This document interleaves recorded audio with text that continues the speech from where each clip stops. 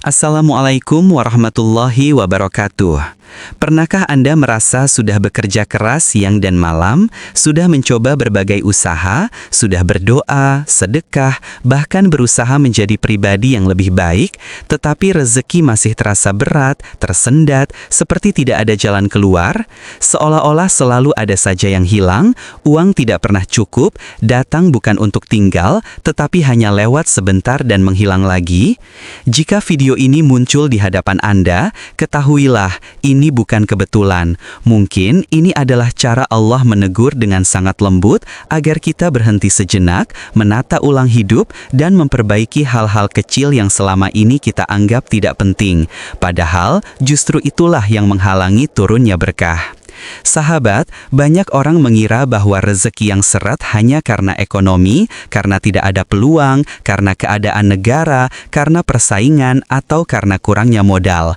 Tapi sangat sedikit yang menyadari bahwa penghambat rezeki paling berbahaya justru tersembunyi di dalam rumah kita sendiri.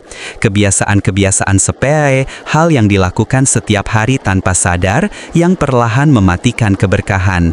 Dan yang lebih menakutkan, sebagian besar manusia tidak menyadarinya sampai semuanya terlambat.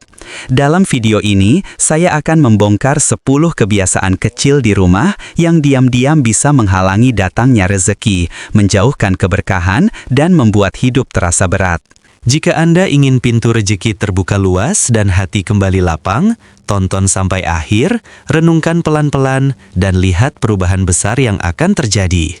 Tapi sebelum masuk ke poin pertama, sahabat bantu sebarkan kebaikan ini. Silahkan tekan subscribe, like, dan share agar semakin banyak orang yang tersentuh dan sadar bahwa memperbaiki rezeki bukan hanya soal bekerja, tapi soal memperbaiki hati, rumah, dan kebiasaan kecil sehari-hari.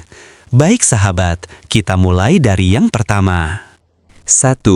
Membiarkan rumah berantakan dan kotor. Banyak yang menganggap ini hal remeh, namun ketahuilah, rumah yang berantakan bukan hanya membuat pikiran kacau, tetapi juga menjauhkan keberkahan. Malaikat tidak akan masuk ke rumah yang kotor, berbau tidak sedap, penuh sampah, atau ruangan dipenuhi barang-barang tidak berguna. Bagaimana rezeki akan masuk jika malaikat saja enggan singgah? Coba ingat, berapa banyak rumah terasa sumpek, penat, penuh tekanan, padahal tidak ada masalah besar. Kadang jawabannya sederhana, karena kebersihan diabaikan. Membersihkan rumah bukan hanya tugas fisik, tetapi bagian dari spiritual dan pembuka pintu rezeki. Bersih itu menarik energi baik, pikiran jernih, hati lapang, dan keputusan lebih tepat. 2. Membiarkan pintu rumah tertutup dari pagi sampai siang. Ini juga kebiasaan kecil tapi berbahaya. Rumah yang gelap, tertutup, tidak terkena cahaya matahari menjadi tempat berkumpulnya energi negatif. Cahaya matahari itu rahmat dan berkah. Saat pintu dibuka, udara baru masuk, energi buruk keluar. Banyak rumah terasa susah rezeki bukan karena kurang kerja keras, tetapi karena tidak membuka pintu untuk cahaya masuk. 3. Marah, bertengkar, dan teriak-teriak di dalam rumah. Rumah seharusnya menjadi tempat paling damai, tetapi ketika dipenuhi amarah, caci maki, teriakan, saling menyalahkan, saling merendahkan, energi buruk tumbuh. Jangan heran jika setelah bertengkar, tiba-tiba rezeki hilang, usaha gagal, uang lenyap tanpa jejak. Karena rezeki tidak akan tinggal di rumah yang dipenuhi api amarah dan ego. Jika Anda ingin hidup lapang, biasakan memaafkan sebelum tidur. Minta maaf meski tidak salah, karena Allah mengangkat derajat mereka yang mengalah demi ketenangan. 4. Menunda-nunda sholat dan menyepelekan ibadah. Rizki itu bukan soal jumlah, rizki itu soal berkah. Banyak orang terlihat kaya tapi hidupnya gelisah. Banyak yang sederhana tapi hatinya tenang. Jika sholat saja ditunda, bagaimana Allah akan mempercepat urusan kita? Ingat sahabat, rizki itu bukan datang karena pintar atau kuat. Rizki datang karena Allah ridho. Dan ridho Allah tidak akan turun pada orang yang meremehkan ibadah. 5. Tidak pernah membaca Al-Quran di rumah. Rumah yang dipenuhi suara Quran adalah rumah yang dijaga malaikat, dijauhkan dari setan, dibukakan pintu rizki, dan dijauhkan dari kemiskinan batin. Tetapi ketika rumah sunyi dari ayat Allah, penuh musik tak bermanfaat, penuh gosip dan keluhan, rizki menjauh. Bahkan satu halaman sehari bisa mengubah banyak hal. 6. Rasa syukur yang hilang. Banyak orang kesulitan rizki bukan karena kurang harta, tetapi karena kurang syukur. Merasa selalu kurang, membandingkan hidup dengan orang lain, merasa rizki orang lain lebih besar daripada miliknya. Padahal Allah berjanji, jika kamu bersyukur, aku akan tambah. 7. Membiarkan sudut rumah gelap dan pengap. Ada sudut rumah yang sengaja dibiarkan gelap, lembab, dan jarang disentuh. Sudut yang tidak pernah dibersihkan adalah tempat berkumpulnya debu, sarang serangga, dan energi negatif. Tempat gelap adalah simbol dari pikiran yang kusut dan masalah yang tidak diselesaikan. Ketika rumah memiliki bagian yang tidak pernah diperhatikan, maka kehidupan penghuninya pun akan memiliki bagian yang tidak pernah selesai. Cahaya adalah simbol kehidupan, dan ketika cahaya tidak masuk, maka keberkahan pun sulit menyentuh. 8. Menyimpan barang rusak dengan alasan sayang dibuang. Kursi patah, jam mati, elektronik rusak, atau lemari retak yang dibiarkan hanya menjadi penghalang energi baik mengalir di dalam rumah. Banyak orang menumpuk barang rusak karena rasa sayang atau menunggu waktu diperbaiki, padahal bertahun-tahun tidak tersentuh.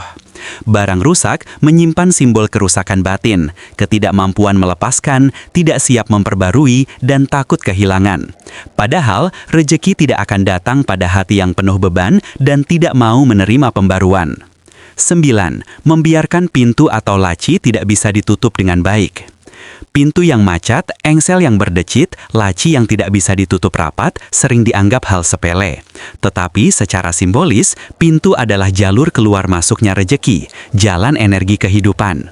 Ketika pintu tidak bisa menutup atau membuka dengan baik, itu mencerminkan alur hidup yang tersendat. Begitu pula laci dan lemari, tempat menyimpan sesuatu harus rapi dan kokoh agar rejeki yang disimpan aman.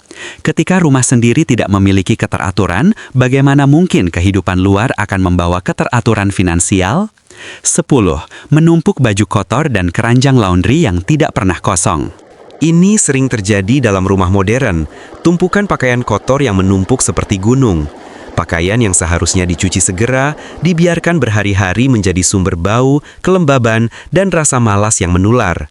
Baju yang kotor membawa simbol beban hidup yang tidak dibereskan, dan beban itu akhirnya menutup kejernihan pikiran. Orang yang tidak mampu merapikan dirinya sendiri biasanya sulit merapikan masalah hidupnya. Dan ketika hati penuh beban, pintu rejeki tertutup rapat. Rumah adalah cerminan jiwa penghuninya. Jika rumah berantakan, maka pikiran pasti ikut berantakan. Jika rumah penuh pembiaran, maka hidup penuh penodaan. Jika rumah sunyi dan gelap, maka hati pun padam semangatnya. Dan ketika hati padam, pintu rejeki ikut tertutup. Sahabat, mungkin saat ini hidup terasa berat. Mungkin pekerjaan tidak stabil, mungkin hutang menumpuk, mungkin bisnis belum berhasil, mungkin kesehatan menurun, mungkin rumah terasa penuh tekanan. Tapi dengarkan baik-baik, Allah tidak pernah menutup pintu rezeki siapapun. Yang menutup pintu itu adalah diri kita sendiri, lewat kebiasaan-kebiasaan kecil yang kita anggap tidak penting. Mulai hari ini, bersihkan rumah. Buka pintu di pagi hari, jaga ucapan dan emosi, perbaiki sholat, hidupkan Al-Quran di dalam rumah, latih syukur sekecil apapun. Karena perubahan besar selalu dimulai dari langkah kecil. Jika Anda ingin rezeki deras, mulailah dari rumah, mulailah dari hati, mulailah dari diri sendiri. Dan sahabat, jika Anda merasa video ini menyentuh hati, mohon bantu sebarkan. Mungkin ada seseorang di luar sana yang sedang putus asa, sedih, merasa hidupnya gelap, dan Allah ingin menjangkau mereka melalui Anda. Silahkan tulis di komentar nama dan usia Anda, agar saya bisa doakan satu persatu. Semoga Allah lapangkan rezeki kita, sehatkan tubuh kita, tenangkan hati kita, dan berkahi keluarga kita. Sampai bertemu di video berikutnya. Wassalamualaikum warahmatullahi wabarakatuh.